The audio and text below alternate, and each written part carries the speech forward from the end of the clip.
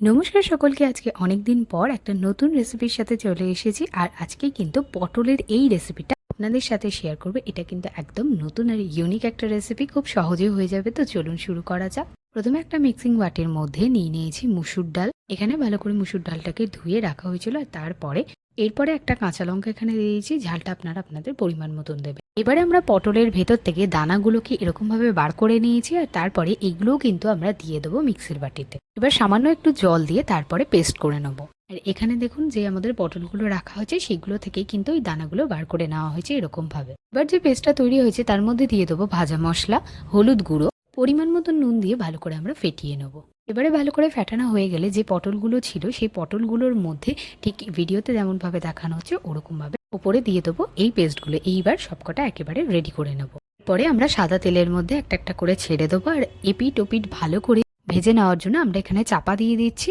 এবার যখন দুপিটটা ভালো করে ভাজা হয়ে যাবে তখন নামিয়ে ফেলুন আর গরম গরম ভাতের সাথে সার্ভ করে ফেলুন। আর রেসিপিটা যদি ভালো লেগে থাকে অবশ্যই লাইক, শেয়ার, সাবস্ক্রাইব, কমেন্ট করে পাশে থাকবেন।